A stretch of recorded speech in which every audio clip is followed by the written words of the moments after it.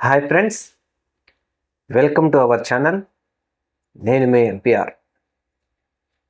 ఉమ్మడి ఆంధ్రప్రదేశ్ రాష్ట్రంలో ముఖ్యంగా పార్టీ అధినేతలు ఒక కార్యకర్త చనిపోతే సానుభూతి, కనీసం సానుభూతి కూడా తెలియజేయలేని పరిస్థితుల్లో పార్టీలు ఉన్నాయా? తెలుసుకునే ముందు ఖచ్చితంగా ఎన్పిఆర్ న్యూస్ని సబ్స్క్రైబ్ చేయండి. ఇక వీడియోలోకి వెళ్తే ముఖ్యంగా జనసేన పార్టీ ప్రజారాజ్యం పార్టీ పెట్టినప్పుడు జనసేన పార్టీ అధినేత పవన్ కళ్యాణ్ గారు 2009 ఎలక్షన్లో అనుకుంటా, అప్పుడు యువ భాగం అధ్యక్షుడిగా, ముఖ్యంగా యువ అధ్యక్షుడిగా ఉన్నట్టున్నాడు రాష్ట్రానికి. అప్పుడు పవన్ కళ్యాణ్ గారు గుడ్డలు ఊడదీసి కొడతాము రాజకీయ నాయకులను అని అన్నాడు. పంచెలు ఊడదీసి కొడతాం అని అన్నారు. ఆ రోజుల్లో పవన్ కళ్యాణ్ గారు ఏదో రాజకీయాల్లోకి వచ్చి సాధిస్తాడని, లేకపోతే చిరంజీవి గారు ప్రజారాజ్యం పార్టీ పెట్టి ప్రజలను ఉద్ధరిస్తారు అని చాలామంది ఆశపడ్డారు. అయితే కేవలం 17 సీట్లకో 18 సీట్లకో ప్రజారాజ్యం పార్టీ పరిమితం అయిపోయింది. కింగ్ మేకర్ లాగానైనా తయారు అవ్వగలుగుతాం అని అనుకున్నప్పటికీ వారి ఐడియాసలయ్యాయి. ఆ తర్వాత ప్రజారాజ్యం పార్టీని దివంగత వైఎస్ రాజశేఖర రెడ్డి గారి మరణం తర్వాత కాంగ్రెస్ పార్టీలో విలీనం చేయడం, కేంద్ర మంత్రి తీసుకొని చిరంజీవి గారు కేంద్రానికి వెళ్ళిపోవడం, ఆ తర్వాత రాజకీయాల నుంచి విరమించడం, ఇవన్నీ మనకు తెలిసిందే. ఆ తదనంతరం జనసేన పార్టీ అధినేత పవన్ కళ్యాణ్ గారు మరలా జనసేన పార్టీని పెట్టి జీరో ఎక్స్పెండిచర్తో నేను ఆంధ్రప్రదేశ్లోకి వస్తున్నాను. ముఖ్యంగా అప్పుడు 2014లో విభజిత ఆంధ్రప్రదేశ్ ఎన్నికలు వచ్చినప్పుడు పార్టీని నేను ఇప్పుడే పెట్టాను, నేను 175 నియోజకవర్గాల్లో పోటీ చేయాలంటే మాకు సభ్యులు లేరు కాబట్టి ప్రస్తుతం మేము తెలుగుదేశం బీజేపీ కూటమిగా ఏర్పడి ఈ కూటమిని గెలిపించండి అంటూ విస్తృతంగా విభజిత ఆంధ్రప్రదేశ్ మొత్తం తిరిగి ప్రచారం చేశారు. అప్పుడు సీనియర్ నాయకుడైనటువంటి ముఖ్యమంత్రి చంద్రబాబు నాయుడు గారి అనుభవం ముఖ్యమని చెప్పేసి ముఖ్యమంత్రి గారికి అప్పట్లో 2014లో అధికారాన్ని కట్టబెట్టారు ఆంధ్రప్రదేశ్ రాష్ట్ర ప్రజలు.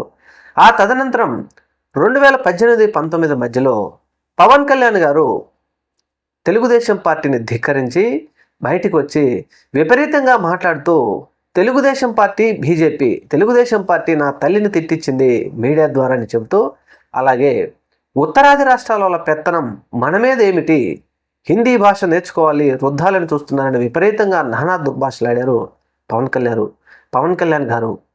ఆ తదనంతరం 2019 ఎన్నికలలో కనీసం పోటీ చేసిన ఏ ఒక్క స్థానంలో గెలవకపోగా పార్టీ అధినేత కూడా 2 చోట్ల పోటీ చేస్తే 2 చోట్ల ఓడిపోయారు. ఆ తరువాత విషయం గమనించినటువంటి పవన్ కళ్యాణ్ గారు మనం ఒంటరిగా కాదు, ఎక్కడికి వెళ్ళినా మనం ప్రజలలో మన మీద సానుభూతి లేదు, మనకు ఓటు వేయరు అనే ఉద్దేశంతో ఎన్నికలైన మరుసటి రోజే బీజేపీతో కలిసిపోయి నాకు ప్రధానమంత్రి మోడీ ఉన్నాడు, నాకు అమిత్ షా ఉన్నాడంటూ అనేక విధాలుగా మాట్లాడుతూ జగన్మోహన్ రెడ్డి గారి మీద గొంతు పెంచుతూ అనేక రకాలుగా దుర్భాషలాడారు. జగన్మోహన్ రెడ్డి గారి హయాంలో 32,000 మంది అమ్మాయిలు హ్యూమన్ క్రాఫ్టింగ్ గురయ్యారు అని చెబుతూ, అలాగే ముఖ్యంగా శ్రీకాళహస్తికి వెళుతూ కోట వినూత మీద చేతులేస్తారా కొడకల్లారా, మీ తాట తీస్తా తోలు తీస్తా, అదా పాతానికి తొక్కేస్తా అంటూ మహిళలను చూడాలంటేనే భయమేస్తుంది, మహిళలను చూడాలంటేనే భయపడతారు మా అధికారం మీద వచ్చిన తర్వాత అంటూ అనేక ప్రగల్భాలు పలికారు పవన్ కళ్యాణ్ గారు. అప్పుడు ప్రజలు చాలాసార్లు ఆలోచించారు. ముఖ్యంగా ఇక్కడ యువత పవన్ కళ్యాణ్ గారు పార్టీ పెట్టిన తర్వాత జీరో ఎక్స్పెండిచర్ అంటున్నారు కాబట్టి జనసేనలో మనం చేరితే ఖచ్చితంగా రాజకీయంగా మనం ఎదిగి ఆ తర్వాత ప్రజలకు మనం ఏదైనా సేవ చేయొచ్చు అనే ఉద్దేశంతో చాలామంది జనసేన పార్టీలో చేరారు. 2024 సార్వత్రిక ఎన్నికల్లో ఇది గెలవటానికి, కూటమి ప్రభుత్వం అధికారంలోకి రావడానికి ఇది కూడా బాగా దోహదపడింది.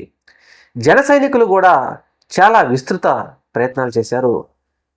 గెలిచిన తరువాత పవన్ కళ్యాణ్ గారు ఎలా ఉన్నారు, ముఖ్యంగా ఎన్నికల ముందు మహిళలకు అండదండలుగా ఉంటామని చెప్పినటువంటి పవన్ కళ్యాణ్ గారు ఆ తదనంతరం 2024 సార్వత్రిక ఎన్నికల్లో విజయం సాధించి కూటమి ప్రభుత్వం ఉప ముఖ్యమంత్రిని చేసిన తర్వాత అనేక సౌలభ్యాలు అనుభవిస్తున్నటువంటి పవన్ కళ్యాణ్ గారు ఆంధ్రప్రదేశ్ రాష్ట్రంలో 5 నెలల పసికందు నుంచి 80 సంవత్సరాల ముసలమ్మ మీద అఘాయిత్యాలు, హత్యలు, అత్యాచారాలు జరుగుతూ ఉంటే కనీసం ఒక ట్వీట్ కూడా వేయలేని జనసేన అధినేత పవన్ కళ్యాణ్ గారు ప్రజలకు, మహిళలకు అన్యాయం జరిగితే సరే పట్టించుకోకపోయినా సరే కానీ తన పార్టీ శ్రీకాళహస్తి ఇన్ఛార్జి ఒకప్పుడు తోలు తీస్తా, తోట తీస్తా, లేకపోతే మిమ్మల్ని అది చేస్తా, ఇది చేస్తా అన్నటువంటి పవన్ కళ్యాణ్ గారు ఆ మహిళ మీద ముఖ్యంగా ఈ విషయాన్ని చెప్పడానికి మనం ఈ వీడియో చేయడానికి కారణం కూడా అదే. విషయం ఏంటంటే శ్రీకాళహస్తి ఇన్ఛార్జి కోట వినూత అనుకుంటా. ఈ వినూత దంపతులు తన దగ్గర పనిచేసేటువంటి డ్రైవర్ మీద అనుమానంతో అతనిని చంపేసి తన డెడ్ బాడీని చెన్నైకి రివర్ డెలివరీ చేశారంటే ఇది ఎంత దౌర్భాగ్యమైన పరిస్థితో ఆలోచించాలి. ముఖ్యంగా ఎవరు చంపినా తప్పు తప్పే, న్యాయస్థానాల ద్వారా వారికి ఖచ్చితంగా శిక్షలు పడాల్సిందే. ఒక జనసేన పార్టీ కార్యకర్త అతని శరీరం మీద పచ్చబొట్టు వేసుకుని జనసేన పచ్చబొట్టు, కోట వినూత పచ్చబొట్టు కూడా ఉందని తమిళ మీడియా కోకొల్లలుగా వార్తలు రాస్తూ ఉంది.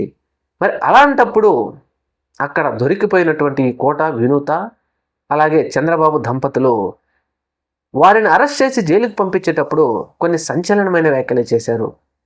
యాక్చువల్గా ఈ వీడియో మనం ఎప్పుడో చేయవలసి ఉంది ఈ విషయం మీద, కానీ జనసేన పార్టీ అధినేత పవన్ కళ్యాణ్ గారు దీని మీద ఏమైనా స్పందిస్తారా, లేకపోతే కోట వినూతనైనా లేకపోతే శ్రీనివాస్కి మద్దతుగానైనా నోరు తెరిచి ఏమైనా మాట్లాడతారా అని ఆలోచిస్తే కనీసం ఏదో పార్టీ నుంచి సస్పెండ్ చేశాం అని వదిలేసారే కానీ దీని మీద నోరు తెరవకుండా ఉంటున్నారు కూటమి పెద్దలు.